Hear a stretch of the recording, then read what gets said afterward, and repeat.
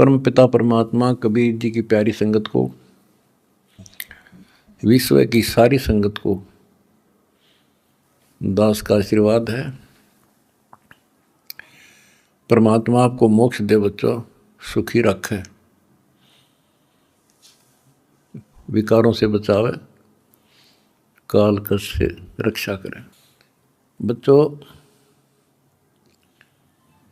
हम जिस समर्थ की शरण में हैं उसकी पहचान नहीं हुई थी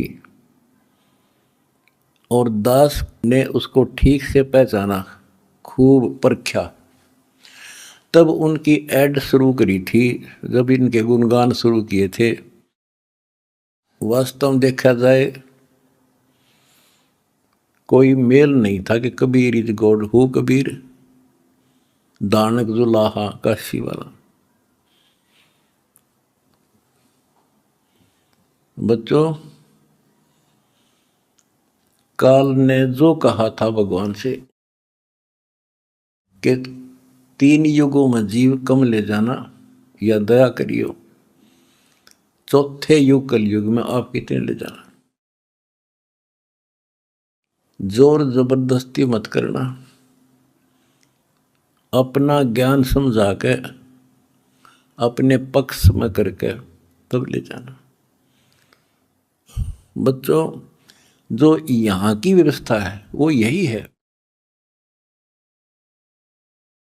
अर्नकशिपु ने देख ले,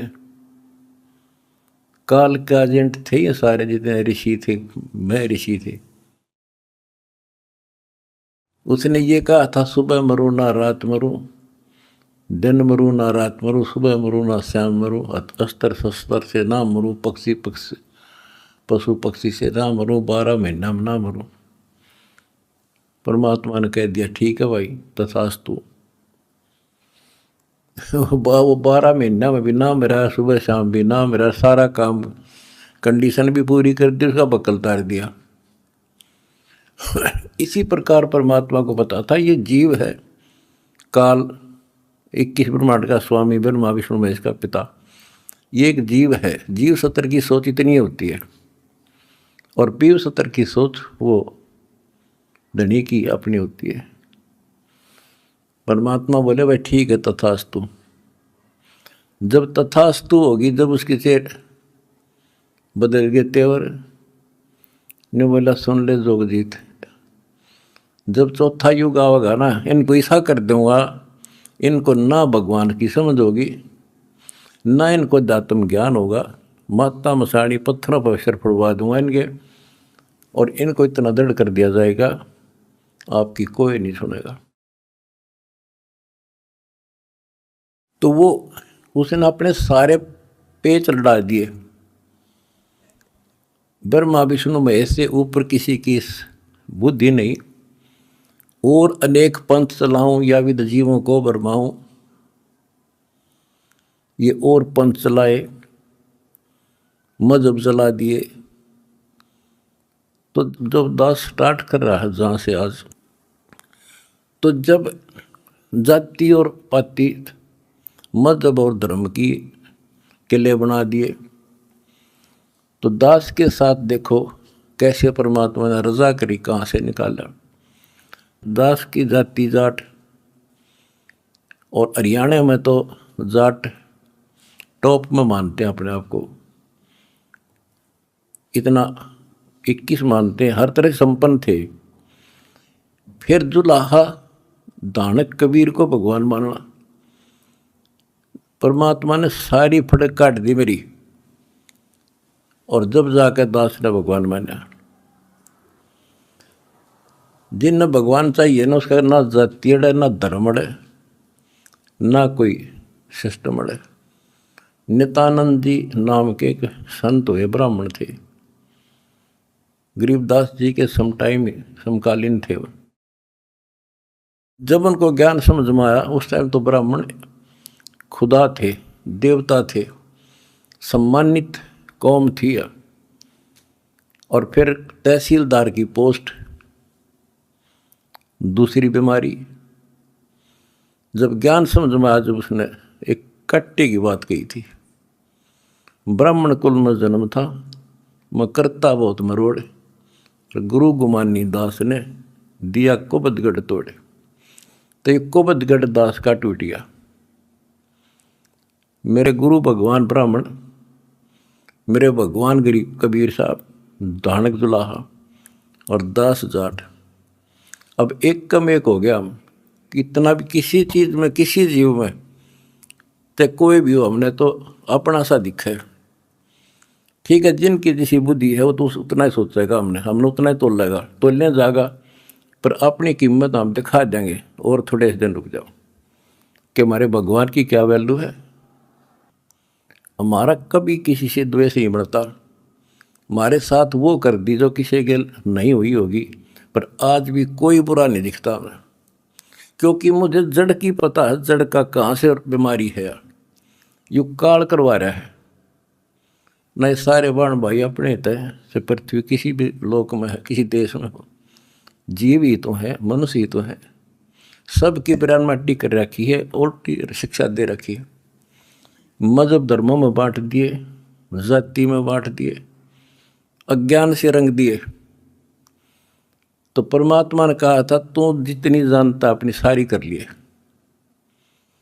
चौथा युग जब कलयुग आई, तब हम अपना अंश पठाई। काल फंद छूटे नर लोई, सकल सृष्टि परवानी कोई। वो धनी का वचन है, किसी डूम बाट का नहीं है ये। जिसके एक वचन से सारी सृष्टि रची गई थी, उसका वचन है ये होगा। तो सारी पृथ्वी सिर पटक लियो, इसको कोई रोक नहीं सकता। स्वर्ग रसातल लोक कुसातल, रचे जमी असमान रे। 14 तबक किए छन माही, जिसने सिरज ससी अरुबान रे। सिरज ससी अरुबान रे। जिस समर्थ ने एक वचन से एक सेकंड में 14 लोक रच दिए, सूरज और चांद बना दिए, उसका वचन है, सारी सृष्टि उसकी होगी। पूरी पृथ्वी पर कबीर कबीर रहेगा।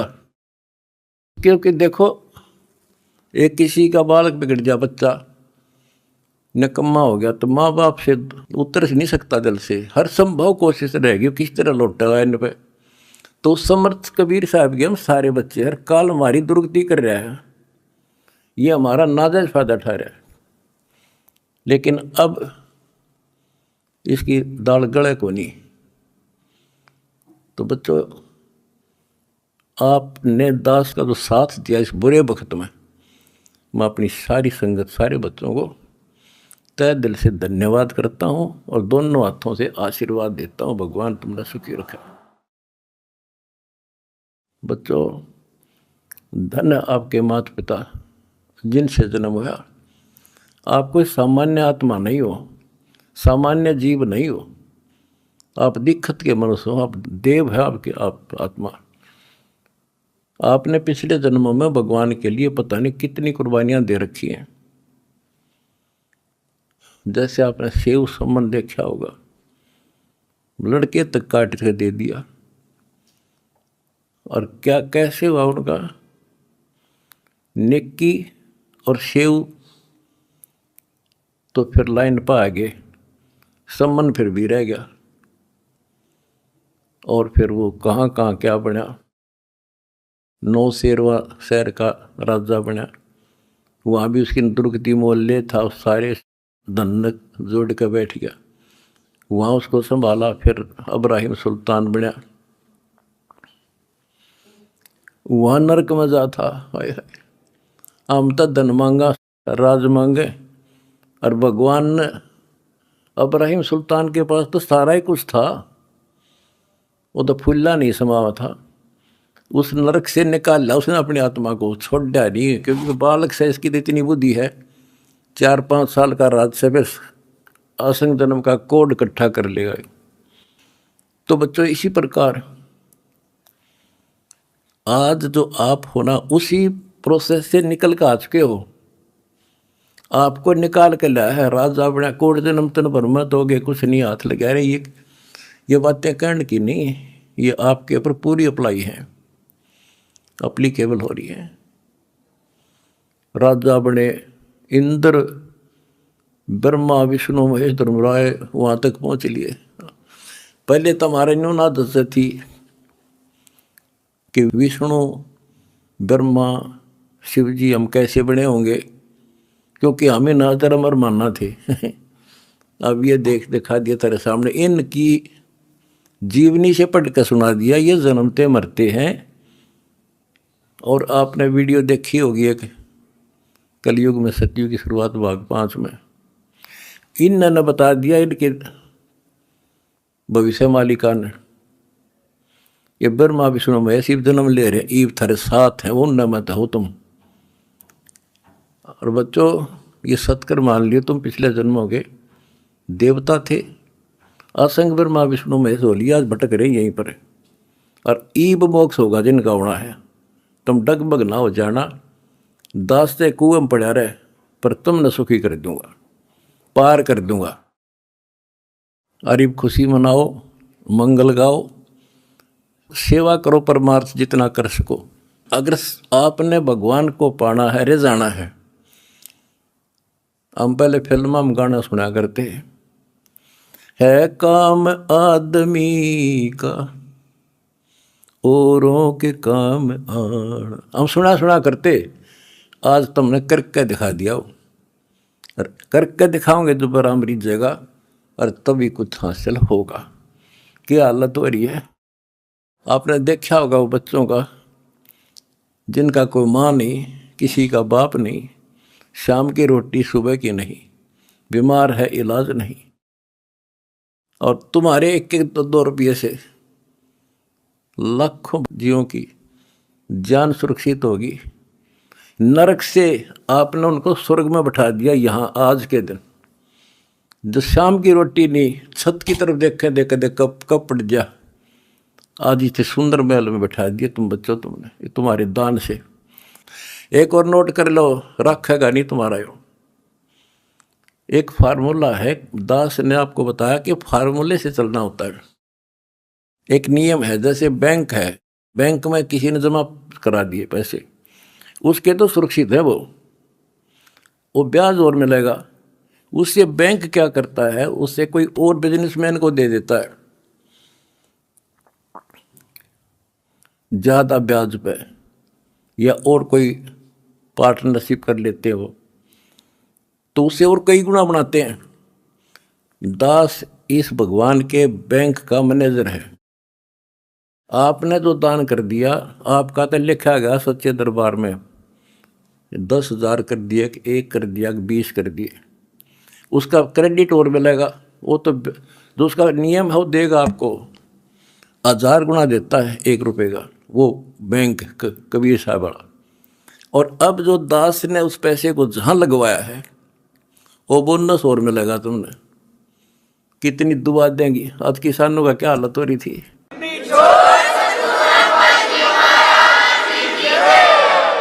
ये बोनस मिलेगा आपने। कितने गांव में कितने दुखी बच्चे थे, ढूंढ ढूंढ के तेरे भाई बहना ने आज उनको सर पर रख लिया अपने। एक फ़ोन करते हैं, 10 बच्चे खड़े पाते हमारे उनके पास। अच्छा, उधर से किसान किस तिथि में थे। एक गांव में हम तो धर्म ढूंढते फिर थे, हमने धर्म कित मिले, और इकट्ठा है धर्म गांव का, गांव में मिल गया हमने। आज कई 10-10 हज़ार, 5-5 हज़ार, सब दुखी थे, भुगत रहे थे। पैर टेकने जगह नहीं, किसी पशु बांधन नहीं थी, कि तो खान न टट्टी जान जगह थी। बीमारी की समस्या और आ जाती है,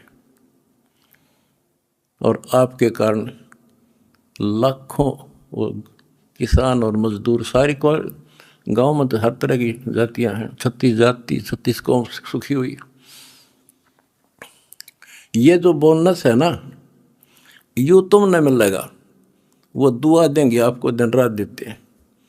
तो बच्चों, अब दास को पता है, क्योंकि मास्टर है इस मार्ग का, हमने किसी का बुरा नहीं करना। ये नोट कर लो, जिस दिन हमने ये सोच ली का नाश करा, इसने बुरा करें, उसी दिन मारा होना शुरू हो जाएगा। ये फार्मूला शुरू पे था। मैं शुरू से ही फार्मूले पर चला हूँ, मालिक के को। हमने क्रोथा आश्रम में एक भगत सेट डलवाया, गर्मियाँ के दिन थे, हमारे पास उस समय पंखा लाने का भी नहीं थे, उस समय पंखे टांग दा। तो एक उस भगत है जिसने वो सेट बनवाया था, उसके साथ उसका कोई बिजनेस मैन दोस्त आया। हम उठे नहीं बैठे रहा करते, फर्श भी पक्का नहीं था, एक चारपाई इसी पे आ गया, बैठ गया। वो बोला जी महाराज जी शेड बन गया, माँ भी बना दिया भगता ने, इसमें पंखे तो कोई ना, मैं पंखे भी लग जाएंगे, ये सारे पंखे मैं लगवा दूंगा, आपने नाम ले रखा हमारा? बोला ना फिर हम नहीं लो, हम तो भाई नो पंखा नो हुआ कर लेंगे अपने बच्चा दे, तारे कर्ज तला नहीं दाब सकते। फिर वो रुस जाएगा, धनी रुस जाएगा जिसका आश्रय बैठा हूँ मैं। तो बच्चों ये होते हैं नुक्ते ऊपर इस जगह रे कोट कर्म जल जाए तुम्हारे। हमने अपने धनी से विश्वास नहीं उठाया। अब भी जैसे भी अन्नपूर्णा मुहिम शुरू की, किसानों के साथ जो हो रहा था उसको सहारा दिया, तो बहुत से वीडियो वायरल हुई। एक दो का हमारे विशेष भक्तों के माध्यम से संदेश आया कि हम इसमें कुछ योगदान करना चाहते हैं, महाराज जी बहुत बढ़िया काम कर रहे हैं। एक ने कई करोड़ों का दान करने की कही। मैंने उसे कहा बेटा हम कबीर शेठ के भिखारी हैं, जगत के नहीं हैं, हम नहीं लाएंगे भाई। और उसने फिर अरबों खरबों दे दिया, सबके ठाट कर दिया। जब मैं अपने धर्म तक गिर जाता तो मालिक दूर हो जाता, कोई दनिया नहीं था फिर।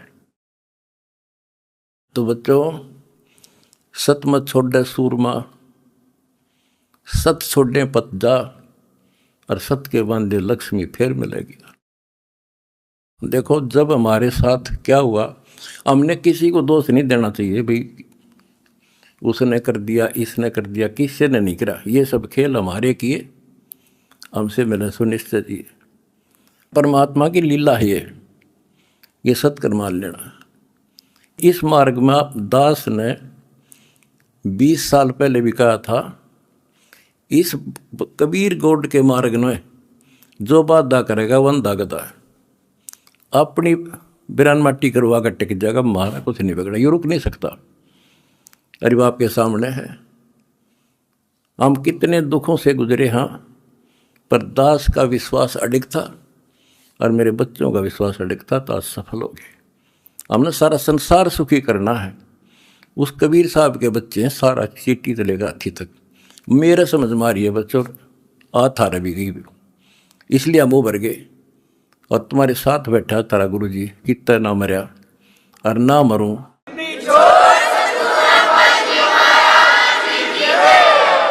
भगवान मारेगा उस दिन मरूंगा, इंसान का मारा नहीं मर सकता मैं, नोट कर लियो। अन्ना थारा चाण दो, प्रचार करो, सबसे प्यार करो। कोई दुखी दिखे बताओ हमारे को, हम मिलकर साथ देंगे उसको। जाति मजहब कुछ नहीं है, काल का जाल से सारा।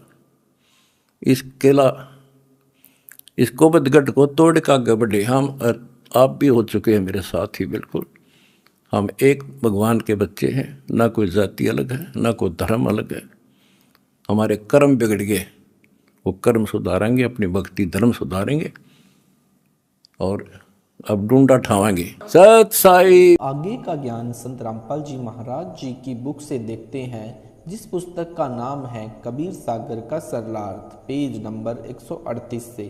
नारायण दास को काल का दूत बताना, अनुराग सागर पृष्ठ 115 का सारांश। परमेश्वर कबीर जी ने धर्मदास जी को सत्य ज्ञान समझाकर तथा सत्य लोक में ले जाकर अपना परिचय देकर धर्मदास जी के विषय विनय करने पर उनको दीक्षा मंत्र दे दिए। प्रथम मंत्र के कमलों के 10 यानी देवताओं के जो मंत्र हैं वे दिए जाते हैं। धर्मदास जी उन देवों को इष्ट रूप में पहले ही मानता था, परंतु अब ज्ञान हो गया था कि ये इष्ट रूप में पूज्य तो नहीं है, परंतु साधना का एक अंग है। धर्मदास की खुशी का कोई ठिकाना नहीं था। उसने अपने परिवार का कल्याण करना चाहा। धर्मदास जी के साथ उनकी पत्नी आमनी देवी दीक्षा ले चुकी थी। केवल इकलौता पुत्र नारायण दास ही दीक्षा बिना रहता था। धर्मदास जी ने परमात्मा कबीर जी से अपने पुत्र नारायण दास को शरण में लेने के लिए प्रार्थना की। धर्मदास वचन, हे प्रभु तुम जीवन के मूला, मेटेऊ मोर सकल तन सूला। आही नारायण पुत्र हमारा, सौंपू ताहि शब्द टकसारा। इतना सुनत सतगुरु हंसी दिन्हा, भाव प्रगट बाहर नहीं गिन्हा।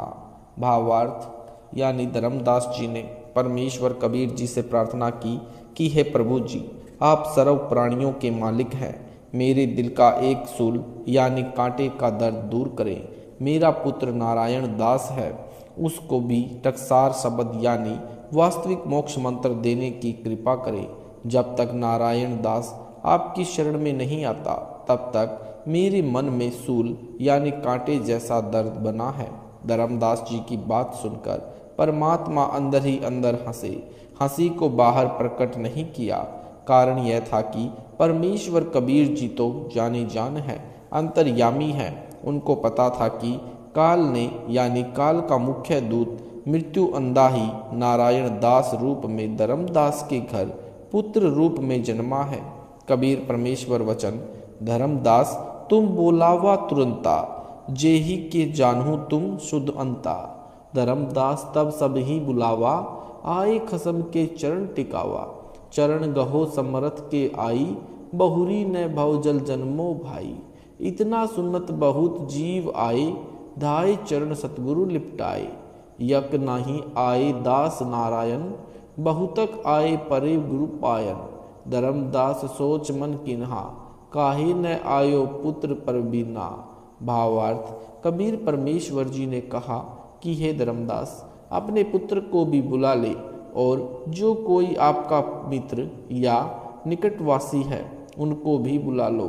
सबको एक साथ दीक्षा दे दूंगा। धर्मदास जी ने नारायण दास तथा अन्य आस पड़ोस के स्त्री और पुरुषों से कहा कि परमात्मा आए हैं, दीक्षा लेकर अपना कल्याण कराओ, फिर यह अवसर हाथ नहीं आएगा। यह बात सुनकर आसपास के बहुत से जीव आ गए, परंतु नारायण दास नहीं आया। धर्मदास जी को चिंता हुई कि मेरा पुत्र क्यों नहीं आया, वह तो बड़ा प्रवीण है, तीक्ष्ण बुद्धि वाला है। धर्मदास जी ने अपने नौकर तथा नौकरानियों से कहा कि मेरे पुत्र नारायण दास को बुलाकर लाओ। नौकरों ने देखा कि वह गीता पढ़ रहा था और आने से मना कर दिया। नारायण दास वचन, हम नहीं जाए पिता के पासा, वृद्ध बहे सकलो बुद्धि नाशा। हरिसम करता और कह आही, ताको छोड़ जपे हम काही। वृद्ध बहे जुलाहा मन भावा, हम मन गुरु विठलेश्वर पावा। काही कहो कछु कहो न जाई, मोर पिता गया बोराई। भावार्थ, नारायण दास ने नौकरों से कहा कि मैं पिताजी के पास नहीं जाऊंगा। वृद्ध अवस्था यानी बुढ़ापे में उनकी बुद्धि का पूर्ण रूप से नाश हो गया है। हरि यानी श्री विष्णु जी के समान और कौन करता है, जिसे छोड़कर हम अन्य किसकी भक्ति करें। पिताजी को वृद्ध अवस्था में जुलाहा मन बसा लिया है। मैंने तो विठलेश्वर यानी विठल भगवान यानी श्री कृष्ण जी को गुरु मान लिया है। क्या कहूँ, किसके सामने कहने लायक नहीं रहा हूँ। मेरे पिताजी पागल हो गए हैं।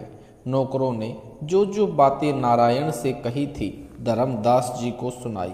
धर्मदास जी स्वयं नारायण दास को बुलाने गए और कहा कि हे पुत्र, आप चलो, सत्पुरुष आए हैं, चरणों में गिरकर विनती करो, अपना कल्याण कराओ। बेटा, फिर ऐसा अवसर हाथ नहीं आएगा। हे बोले बेटा, यह हठ छोड़ दे। नारायण दास ने कहा कि पिताजी, आप तो पागल हो गए हो। तीजेपन यानी जीवन के तीसरे पड़ाव को पार कर चुके हो। 75 वर्ष के जीवन को तीसरा पड़ाव कहते हैं। आपने जिंदा बाबा यानी मुसलमान संत गुरु बना लिया। राम जी के समान अन्य कोई प्रभु नहीं है, जिसकी सेवा सब ऋषि मुनि करते हैं। धर्मदास जी के वचन। धर्मदास जी ने अपने पुत्र नारायण दास को बाजू से पकड़कर उठाया और सतगुरु कबीर जी के सामने ले आया। हे मेरे बालक, सतगुरु के चरण ग्रहण करो, ये काल की बंध से छुड़ाने वाले हैं। जिस समय संसार छोड़कर सतलोक में जाएंगे तो गुरु दीक्षा सहायता करते हैं। सतगुरु कबीर जी के सम्मुख जाते ही नारायण दास ने अपना मुख दूसरी ओर टेढ़ा किया और बोला कि पिताजी, आपने मलेच्छ यानी मुसलमान को घर में प्रवेश करवाया है, धर्म भ्रष्ट कर दिया है। यह जिंदा बाबा ठग कहाँ से आया, मेरे पिता को बहका दिया है। इसने वेद शास्त्रों को तो एक ओर रख दिया, अपनी महिमा बनाई है। जब तक यह जिंदा घर में रहेगा मैं घर में नहीं आऊँगा। अपने पुत्र की इतनी बातें सुनकर धर्मदास व्याकुल हो गया कि बेटा पता नहीं क्या कर बैठेगा। फिर नारायण दास की माता जी आमनी देवी ने भी बहुत समझाया, परंतु नारायण दास के हृदय में एक बात नहीं आई और उठकर चल गया, यानी चला गया। धर्मदास जी ने परमेश्वर कबीर जी से प्रार्थना की कि हे प्रभु, क्या कारण है नारायण दास इतना विपरीत चल रहा है। कबीर परमेश्वर जी ने कहा, हे धर्मदास, तेरे पुत्र रूप में काल का दूत आया है। इसका नाम मृत्यु अंधा दूत है। यह मेरी बात को नहीं मानेगा। पाठकों से निवेदन है कि अनुराग सागर के पृष्ठ 117 पर कबीर वचन, जो पंक्ति 15 नंबर 22 पंक्ति तक तथा पृष्ठ नंबर 118 तथा पृष्ठ 123 तक वाणियाँ बनावटी तथा मिलावटी है। यह धर्मदास जी के बिंद यानी परिवार वाले महंतों ने नाश कर रखा है, क्योंकि जिन 12 पंथों का यहाँ वर्णन है वह कबीर बानी अध्याय में कबीर सागर में अध्याय 134 पर लिखे प्रथम अंश से नहीं, यहाँ वर्णन है कबीर बाणी अध्याय में कबीर सागर में पृष्ठ 134 पर लिखे प्रथम अंश से बनी मिलता है। उसमें लिखा है कि प्रथम अंश उत्तम यानी चूड़ामणि यानी मुक्तामणि नाम साहिब के विषय में कहा है।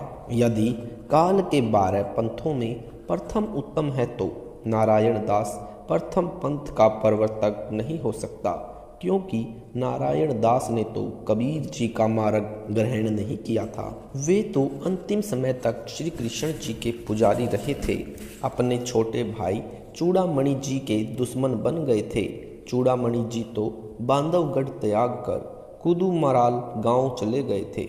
नारायण दास ने बांधवगढ़ में श्री कृष्ण जी का आलीशान मंदिर बनवाया था। श्री चूड़ामणि जी के कुदूरमाल जाने के कुछ वर्ष पश्चात बांधवगढ़ नगर भूकंप से नष्ट हो गया था। उसमें सब श्री कृष्ण पुजारी वैश्य रहते थे, जैसे हरियाणा में अग्रोहा में हुआ था। बाद में उसी बांधवगढ़ में श्री कृष्ण मंदिर बनाया गया है, जो वर्तमान में विद्यमान है, और उसको केवल जन्माष्टमी पर सरकार की देख रेख में 3 दिन दर्शनार्थ खोला जाता है। शेष समय में केवल सरकारी पुजारी मंदिर में पूजा करता है। कारण यह है कि उस स्थान पर खुदाई करना मना है। पहले खुदाई में बहुत व्यक्तियों को बहुत सोना चांदी हाथ लगा था। बाद में सरकार ने अपने कब्जे में ले रखा है। उस मंदिर का इतिहास नारायण दास सेठ से प्रारंभ होता है, यानी यह वहाँ का पुजारी तथा वहाँ के उपासक बताते हैं। धर्मदास जी के सर्व धन संपत्ति पर नारायण दास ने कब्जा कर लिया था। श्री चूड़ामणि नाम साहिब तो परमेश्वर कबीर जी के भेजे परमहंस थे। उनका उद्देश्य धन संपत्ति संग्रह करना नहीं था, परमात्मा के यथार्थ ज्ञान का प्रचार करना था तथा परमेश्वर कबीर जी के वचन अनुसार धर्मदास का वंश चलाना था, जो 42 पीढ़ी तक चलेगा। वर्तमान में 14वीं पीढ़ी चल रही है। चूड़ामणि की वंश गद्दी परंपरा में 6ठी पीढ़ी वाले ने वास्तविक भक्ति विधि तथा भक्ति मंत्र त्याग कर काल के 12 पंथों में भी 5वां टकसारी पंथ है, उसके बहकावे में आकर टकसारी पंथ वाली आरती चौका तथा 5 नाम यानी अजर नाम, अमर नाम, अमी नाम आदि आदि शुरू कर दिए थे, जो वर्तमान में दामाखेड़ा यानी छत्तीसगढ़ में गद्दी परंपरा वाले 14वें मंत्र श्री प्रकाश मुनि नाम साहिब प्रदान कर रहे हैं।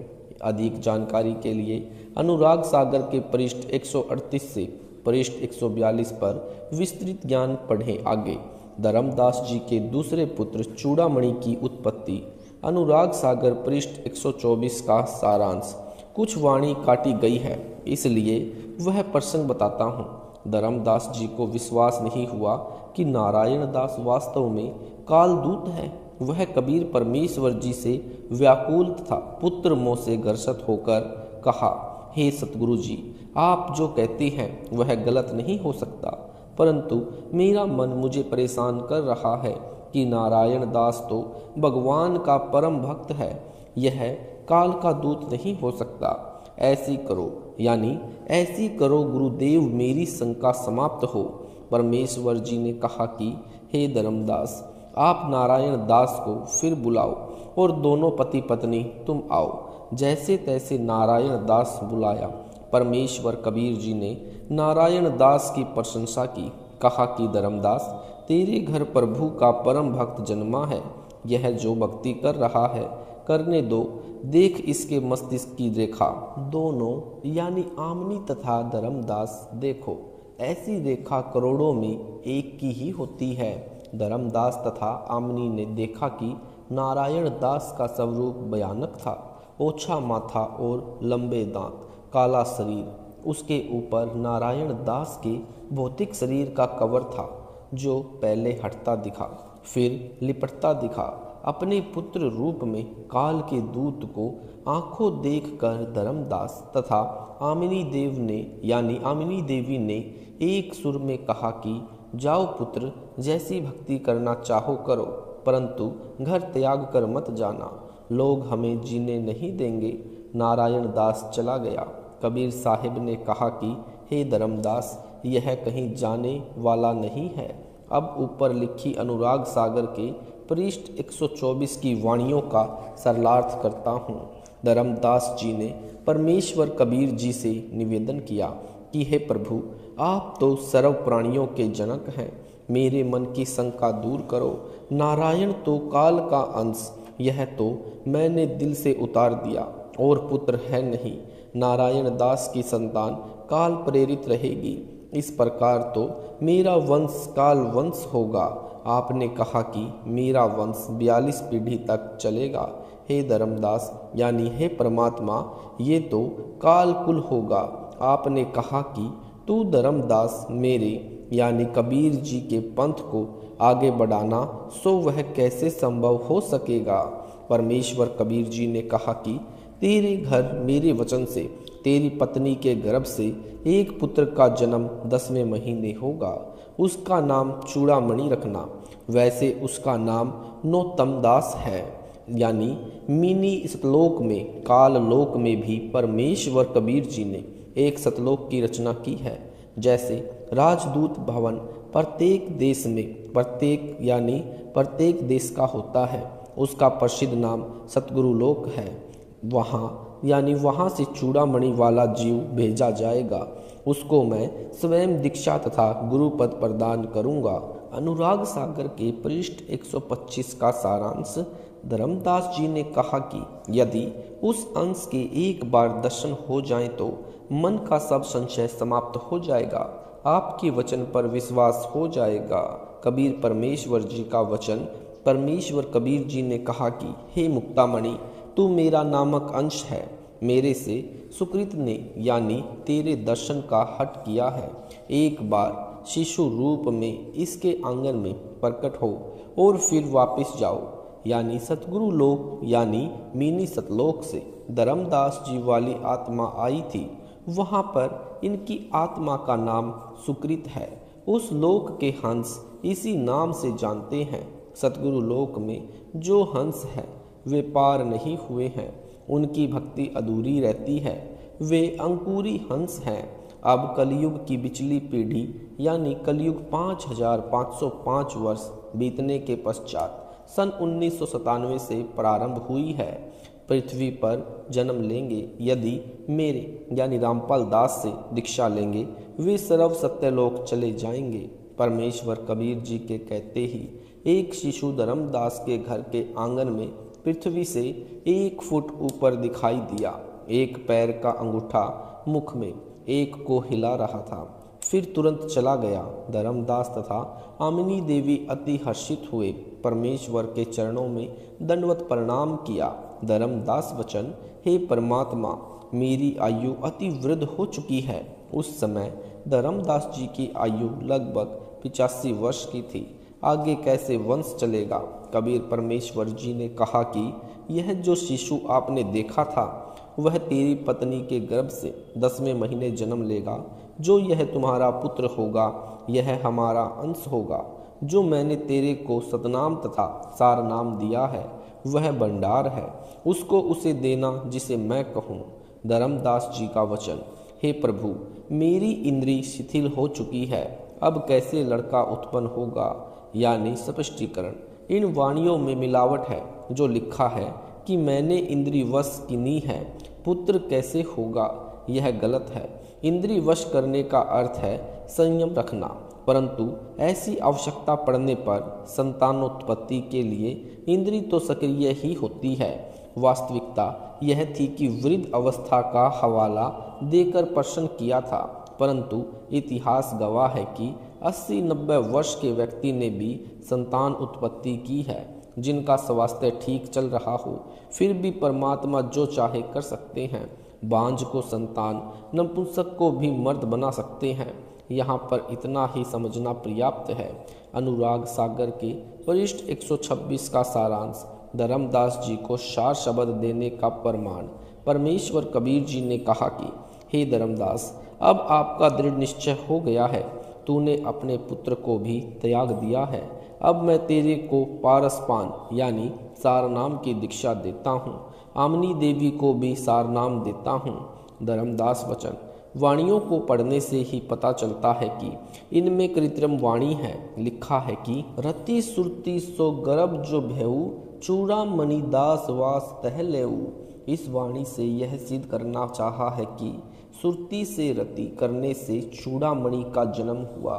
इस प्रकार कबीर सागर में अपनी बुद्धि के अनुसार यथार्थ वर्णन कई स्थानों पर नष्ट कर रखा है। इसके लिए जो मैंने यानी रामपाल दास ने लिखा है वही यथार्थ जाने कि परमेश्वर की शक्ति से धर्मदास तथा आमनी के संयोग से पुत्र चूड़ामणि का जन्म हुआ। कई कबीर पंथी जो दामा खेड़ा गद्दी वालों के मुरीद यानी शिष्य हैं, वे कहते हैं कि चूड़ामणि के शरीर की छाया नहीं थी, जिस कारण से कहा जाता है कि उनका जन्म सुरती से हुआ है। यहाँ याद रखें कि श्री ब्रह्मा महेश विष्णु जी के शरीर की छाया नहीं होती। उनका जन्म भी दुर्गा देवी यानी अष्टांगी तथा ज्योति निरंजन के भोग विलास करने से हुआ। कबीर सागर के अध्याय ज्ञान बोध के पृष्ठ 21-22 पर वाणी है, धर्म राय किने भोग विलासा, माया को रही तब आशा। 3 पुत्र अष्टांगी जाए, ब्रह्मा विष्णु शिव नाम धराए। इसलिए यह कहना कि चूड़ामणि जी के शरीर की छाया नहीं थी, इसलिए यह लिख दिया कि सुरती से रति किया गया था, अज्ञानता का प्रमाण है। कबीर सागर के अनुराग सागर के पृष्ठ 126 का सारांश किया जा रहा है। स्पष्टीकरण दिया है कि वाणी में मिलावट करके भ्रम उत्पन्न किया है। मेरी यानी रामपाल दास की सेवा इसलिए परमेश्वर जी ने लगाई कि सब अज्ञान अंधकार समाप्त करो। कबीर वाणी अध्याय में कबीर सागर के पृष्ठ 134 पर भी परमेश्वर कबीर जी ने स्पष्ट किया है कि 13वें अंश मिटे सकल अंधियारा। अब आध्यात्मिक ज्ञान को पूर्ण रूप से स्पष्ट करके प्रमाणित करके आपकी रूबरू कर रहा हूँ। अनुराग सागर के पृष्ठ 127-128 का सारांश। इन दोनों पृष्ठों पर वृतांत यह है कि परमेश्वर कबीर जी ने चूड़ामणि जी को दीक्षा दी तथा गुरु पद दिया। कहा कि हे धर्मदास, तेरे 42 वंश का आशीर्वाद दे दिया है और तेरे वंश मेरे वचन वंश चूड़ामणि को कड़ीहार यानी तारणहार का आशीर्वाद दे दिया है। तेरे वंश से दीक्षा लेकर जो मर्यादा में रहकर भक्ति करेगा उसका कल्याण हो जाएगा, परंतु सार शब्द इस दीक्षा से भिन्न है। मैंने 14 कोटि ज्ञान कह दिया है, परंतु सार शब्द इनसे भिन्न है। अन्य नाम तो तारे जानो, यानी सार शब्द को सूर्य जानो। अनुराग सागर के पृष्ठ 129 का सारांश धर्मदास जी ने कहा, यानी धर्मदास जी ने शंका की और समाधान चाहा कि हे परमेश्वर जी, आपने मेरे वंश को कड़िहार यानी नाद दीक्षा देकर मोक्ष करने वाला बना दिया। मुझे एक शंका है कि जैसे आपने मुझे कहा है कि तुम सुकृत अंश हो, संसार में जीवों के उद्धार के लिए भेजा है, आगे मेरे को काल ने फंसा लिया। आप मुझे सुकृत अंश कहते हो तो भी मेरे को काल कराल ने डस लिया, यानी अपना रंग चढ़ा दिया। मैं यानी धर्मदास काल के पुत्र श्री विष्णु पर पूर्ण कुर्बान था। आपने राह दिखाया और मुझे बचाया। कहीं काल मेरे वंश वालों के साथ भी छल कर दे तो संसार के जीव कैसे पार होंगे, वे सब नष्ट हो जाएंगे। इसलिए हे दुख भंजन, ऐसी दया करो कि मेरे वंश वालों को काल निरंजन न ठगे। मैं और अधिक कुछ नहीं जानता, मेरी लाज आपके हाथ में है। कबीर वचन। अनुराग सागर पृष्ठ 130 से 137 का सारांश। कबीर परमेश्वर जी ने बताया कि हे धर्मदास, काल बड़ा छलिया है। इसने पहले तो मेरे 3 युगों में जीव थोड़े पार करने तथा कलयुग में जितने मर्जी पार कर देना, यह वर मांग लिया। बाद में कहा कि मेरे अंश यानी काल के दूत पहले भेजूंगा, जो तेरे यानी कबीर नाम से 12 पंथ चलाएंगे। उनके 4 मुखिया होंगे, अन्य भी होंगे। उसने अपने 4 मुख्य दूतों से कहा कि जगत में मेरा शत्रु कबीर जाएगा, वह कबीर नाम से पंथ चलाएगा। भवसागर उजाड़ना चाहता है, कोई अन्य लोक सुखदायी तथा अन्य सत्पुरुष बताएगा, वह झूठ बोलता है। तुम जाओ, मेरी भक्ति दृढ़ाओ। इस प्रकार उसने यानी काल निरंजन ने अपने दूत भेजे हैं। बताया है कि कबीर जम्बू द्वीप यानी भारत में अपना पंथ चलाएगा। तुम कबीर नाम से 12 नकली पंथ चलाना। काल ने अपने दूतों को समझाकर पृथ्वी पर जाने के लिए 4 मुख्य दूत हैं, रंभ, कुरम्भ, जय तथा विजय। ये सब जालिम हैं।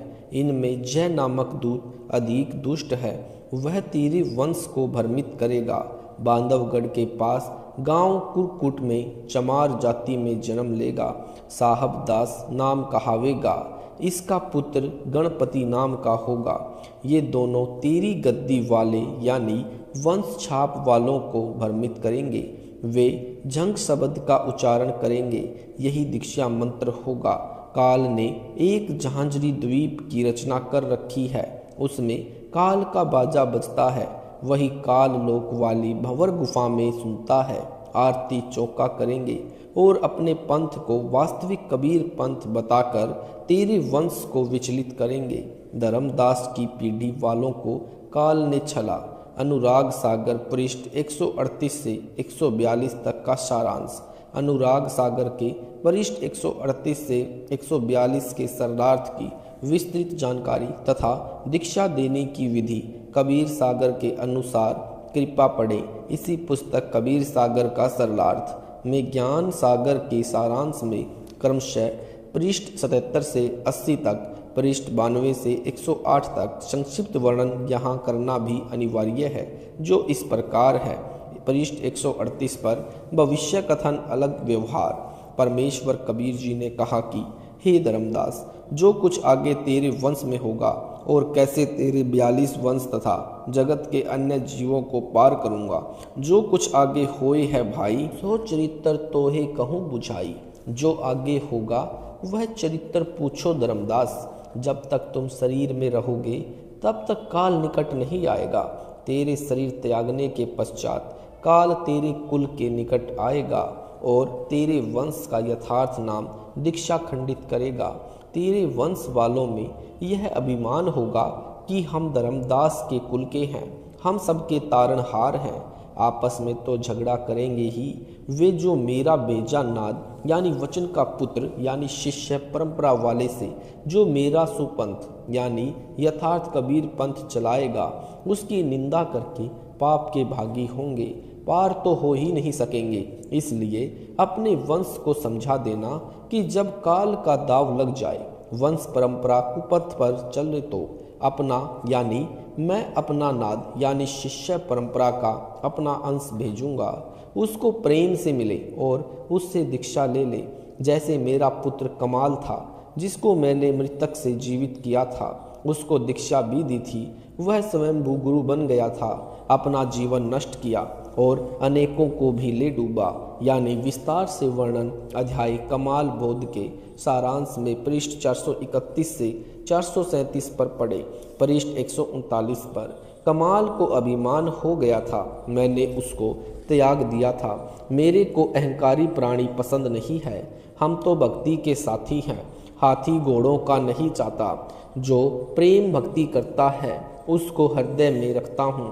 इसलिए नाद पुत्र को यानी शिष्य परंपरा वाले को दीक्षा देने का अधिकार यानी गुरु पद पर सौंपूंगा। मेरा पंथ नाद से ही उजागर होगा यानी प्रसिद्ध होगा। तेरे वंश वाले बहुत अहंकार करेंगे। धर्मदास जी ने चिंता जताई कि आप नाद वाले को गुरु पद दोगे, परंतु मेरे वंश अहंकार करेंगे, ये कैसे हो सकता है? परंतु मेरे वाले मोक्ष कैसे प्राप्त करेंगे? परमेश्वर कबीर जी ने कहा कि तेरे वंश वाले हो चाहे अन्य जीव हो, जो मेरे द्वारा भेजे अंश यानी नाद अंश से दीक्षा लेकर मर्यादा में रहेंगे तो कैसे पार नहीं होंगे। जो हमारे वचन को मानेगा वही वंश वाला मुझे प्यार लगेगा यानी प्यारा लगेगा। बिना वचन यानी नाद वाले को गुरु माने बिना पार नहीं हो सकता, मोक्ष प्राप्त नहीं कर सकता। तेरे 42 पीढ़ी को मैंने एक वचन से पार कर दिया है। वह वचन है कि यानी नाद परंपरा वाले से दीक्षा लेकर पार हो जाएंगे। बिंद वाले वंश कहलाते हैं और वचन वाले नाद वाले बिना वे अपने घर यानी सतलोक नहीं जा सकते। अनुराग सागर पृष्ठ 140 का सारांश। कबीर वचन की चल रहे हैं यानी कबीर वचन ही चल रहे हैं। परमेश्वर कबीर जी बता रहे हैं कि मेरा नाद का पुत्र चूड़ामणि है, यह मेरा शिष्य है और आपका वंश यानी बिंद पुत्र है। यह मेरी आज्ञा से पंथ चलाएगा, जीवों का कल्याण करेगा। परंतु हे धर्मदास, तेरा वंश कुल के लोग अज्ञानी हैं, वे ठीक से ज्ञान नहीं समझेंगे। मेरे अंश को यानी जो मैं भेजूंगा नहीं समझ सकेंगे और अन्य काल के दूतों से भ्रमित होकर कुमार्ग पर चलेंगे। जो कुछ आगे तेरी वंश गद्दी वालों के साथ होगा वह सुन। चूड़ामणि के पश्चात छठी पीढ़ी वाले मंत्र को काल द्वारा चलाए गए 12 पंथों में से 5वां टकसारी पंथ होगा। वह ठगेगा, अपना ज्ञान सुनाकर प्रभावित करके काल जाल में डालेगा। तेरा छठी पीढ़ी वाला यानी पोता उस टकसारी पंथ वाले से दीक्षा लेगा और उसी वाला आरती चौका किया करेगा। वही हुआ वर्तमान में जो दीक्षा बांधवगढ़ वाले गद्दी मंत्र वाले दे रहे हैं तथा जो आरती चौका कर रहे हैं, वह वही काल के दूत टकसारी वाली है। हे धर्मदास, इस प्रकार तेरे वंश अज्ञानी होकर काल के धोखे में पड़कर नरक में जाएगा। तेरा वंश मेरी वह दीक्षा जो मैंने चूड़ामणि को दी है उसको छोड़ देगा, टकसारी वाली दीक्षा लेकर अपना जीवन नाश करेगा। ऐसे तेरे वंश यानी कुल दुर्मति को प्राप्त होगा। वे तेरे वंश वाले ठग मेरे नाद अंश को बाधित करेंगे, पाप के बागी होंगे। धर्मदास वचन, हे परमात्मा, पहले तो आप कह रहे थे कि तेरे 42 पीढ़ी को पार कर दूंगा, अब आप कह रहे हो कि काल जाल में फंसेंगे। ये दोनों बात कैसे सत्य होंगी? कबीर जी का वचन। परमेश्वर कबीर जी ने कहा, हे धर्मदास, तुम सावधान हो और अपने वंश को समझा देना कि जिस समय काल चपट्टा लगाएगा यानी मार्ग से तेरे वंश को भ्रमित करेगा, तो मैं अपना नाद यानी शिष्य परंपरा वाला हंस प्रकट करूंगा। यथार्थ कबीर पंथ यानी भक्ति मार्ग से भटके मानव को सत्य भक्ति पर दृढ़ करूंगा। उसी से दीक्षा लेकर तेरे वंश वाले मोक्ष प्राप्त करेंगे। वचन वंश यानी चूड़ामणि की संतान भी नाद यानी शिष्य शाखा वाले से दीक्षा लेकर मोक्ष प्राप्त करेगा। विशेष विवेचन, कुछ व्यक्ति इस प्रकार से सुनकर भ्रम फैलाते हैं कि परंपरा यानी रामपाल के बिंद वालों से इस पंथ का नाश होगा। हम रामपाल के नाद वाले यानी शिष्य हैं, हमारे से यह पंथ आगे फैलेगा। हमें दान का पैसा दो, रामपाल वालों को न दो। ऐसे व्यक्ति काल के दूत हैं, वे अपने स्वार्थवश ऐसा भ्रम फैलाते हैं। मैं स्पष्ट करना चाहता हूँ कि धर्मदास के बिंद वाले गुरु पद प्राप्त करके भक्ति विधि में परिवर्तन करके सत्य साधना त्याग कर काल साधना करते कराते हैं। भक्ति विधि तथा ज्ञान गलत होने से यथार्थ पंथ का नुकसान यानी ह्रास होता है। मेरे पश्चात कलयुग में कोई गुरु पद पर रहेगा ही नहीं। यह 13वां अंतिम पंथ है। यह दास यानी रामपाल दास अंतिम सतगुरु है। मेरे प्रकाश पुंज यानी शरीर यानी डीवीडी वाले स्वरूप से नाद दीक्षा दी जा रही है। यही आगे चलेगी। यह प्रक्रिया सन 2009 से चल रही है। लाखों अनुयायी बन चुके हैं, प्रत्येक को लाभ हो रहा है और होता रहेगा। अब न तो भक्ति विधि यानी भक्ति के मंत्र बदल सकते हैं, न ज्ञान। फिर पंथ नष्ट होने का प्रश्न ही नहीं रहता। नाद और बिंद का झंझट ही समाप्त हो गया है। डीवीडी से गुरु जी के नाम को दिलाने की सेवा नाद वालों को मिले चाहे बिंद वालों को। पंथ नष्ट नहीं हो सकता, आगे ही बढ़ेगा। सत साहिब जी, अगर आपको वीडियो अच्छा लगा है तो वीडियो को लाइक करें, शेयर करें, कमेंट करें। ऐसे ही वीडियो देखने के लिए यूट्यूब पर हमारे चैनल सतलोक इन संत रामपाल जी महाराज जी चैनल को सब्सक्राइब जरूर